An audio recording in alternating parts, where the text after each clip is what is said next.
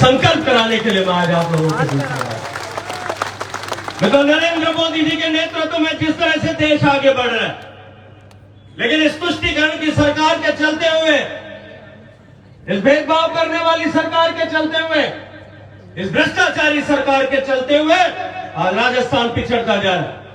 अभी अर्जुन जी चर्चा कर रहे थे, खिलाड़ी लाल बैरवा ने इस्तीफा दिया, उस इस्तीफे को पढ़ना चाहिए और पढ़ करके यहां दलित समाज के लोगों के बीच में सुनाना चाहिए। दलित समाज के हर व्यक्ति के घर तक वो इस्तीफे का कागज भेजना चाहिए। जो दलित समाज आंख मूंद करके पिछले 70 साल से इस कांग्रेस पार्टी को सींचता आया है, उसकी जड़ों में तेजाब डालने का काम अगर किसी ने किया है तो इस कांग्रेस पार्टी ने किया। दलितों पर अत्याचार हो रहा है।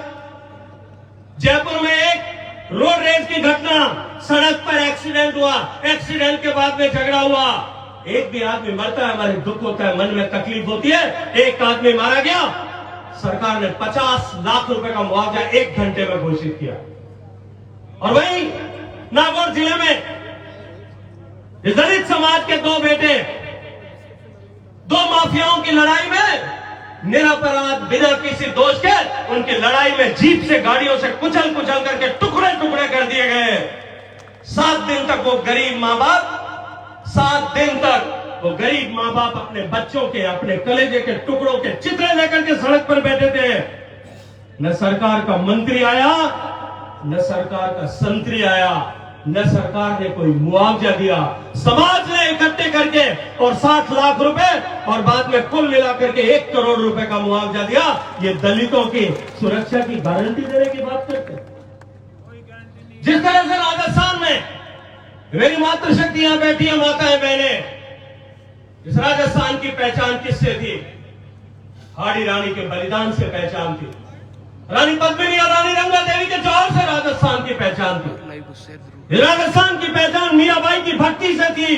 कर्मा बाईरा खींचना ओढ़ना हीक नहीं है अपन राजस्थान में। उस राजस्थान की दुर्गति इन्होंने क्या की? आज उस राजस्थान की पहचान देश भर में बलात्कार की राजधानी के रूप में बनाने का पाप इन्होंने किया। मैं पूछना चाहता हूं आज आप सब लोग जो यहां बैठे, ये सरकार जो कुर्सी बचाने में लगी हुई थी, इस सरकार की उदासीनता के चलते हुए राजस्थान में 2 लाख महिलाओं के साथ में दुराचार की घटनाएं पिछले 5 साल में हुई। राजस्थान में देश के सर्वाधिक अबोध बालिकाओं के साथ में, छोटी बच्चियों के साथ में दुराचार की घटनाएं हुई। क्या पाप किया था उस छोटी सी बच्ची ने? भीलवाड़ा की एक छोटी सी बच्ची, पूरी दुनिया को भी अभी नहीं समझ पाई थी। दरिंदे उठा करके ले गए, 3 दरिंदों ने दरिंदगी की और उसके बाद में गला दबा करके मारने की कोशिश की और नहीं मरी, छटपटा रही थी तो जिंदा कोयले की भट्टी में डाल दिया और जली नहीं तो बाहर निकाल करके फावड़े से काट करके टुकड़े टुकड़े कर दिए। उस बेटी की एक एक चीख का बदला लेना चाहते हैं कि नहीं लेना चाहते? अरे मित्रों, हम तो वो लोग हैं, उस समाज के लोग हैं, उस क्षेत्र के लोग हैं, इस पश्चिमी राजस्थान के, कि महिलाओं के सम्मान के लिए हमने अपनी पीढ़ियां कुर्बान की। हम महिलाओं की पैके इस दुख, तकलीफ, दर्द और महिलाओं के प्रति हुए दुराचार का जो है वो बदला लेना चाहते हैं कि नहीं लेना चाहते? न तीरों से लेना है, तलवारों से लेना है, अब की बार 1 वोट से लेना है। और अब की बार का चुनाव तो और भी महत्वपूर्ण, इस पोखरण के लिए तो निश्चित रूप से महत्वपूर्ण है ही, राजस्थान के लिए निश्चित रूप से महत्वपूर्ण है ही, लेकिन देश के लिए भी अत्यंत महत्वपूर्ण है। इतने सारी संत शक्ति यहां बैठी है। ये भारत, जिस भारत पर हजारों साल तक अनेक लोगों ने हमले किए, अनेक तरह की ताकतों ने भारत की समृद्धि, भारत की संपन्नता, भारत की खुशहाली, भारत के वैभव, भारत की बौद्धिक संपदा, ये सबसे आकर्षित होकर हजारों साल तक भारत पर हमले किए। अनेक ताकतें पश्चिम से लेकर के यूनान तक की अनेक ताकतें भारत में आई, इस संकल्प के साथ में आई थी कि सनातन को मिटा करके नेस्तनाबूद कर देंगे। लेकिन इस उत्तर परिवार पार्टियों की इस धरा पर जैसलमेर के लोगों ने अपने सीने पर झेल करके उन सारे वारों को अपने पुरुषार्थ के दम पर घुमा करके वापस पश्चिम की तरफ भेज दिया। या तो खप गए, मर गए, और या फिर लौट करके वापस भाग गए। आज उस वीर धरती पे हम सबको संकल्प करने की आवश्यकता है कि उस धरती पर ये कांग्रेस पार्टी के लोग और इनके साथी मिलकर के सनातन को मिटाने का संकल्प करते हैं। हम सनातन को मिटने देंगे क्या? हम सनातन को मिटने दे सकते हैं क्या?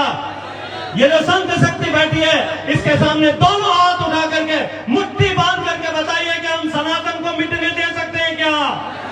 जो सनातन पर प्रहार करता है वो राजस्थान में राज कर सकता है क्या? हम उसको बदलेंगे कि नहीं बदलेंगे? मित्रों, मैं इसी के लिए आप सब लोगों के बीच में आज संकल्प कराने के लिए आया हूं।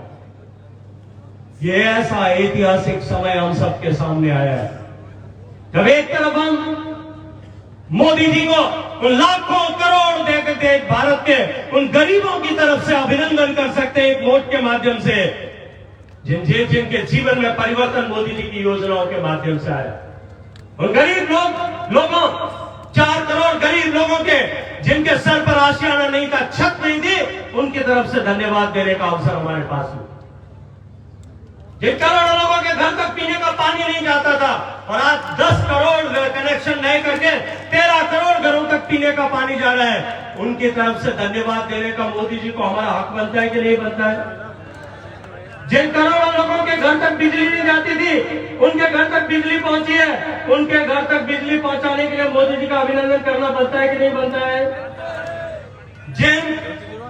जिन करोड़ों महिलाओं के घर तक गैस का चूल्हा पहुंचा है, धुएं से मुक्ति मिली, उनके लिए मोदी जी का धन्यवाद देना बनता है कि नहीं बनता है?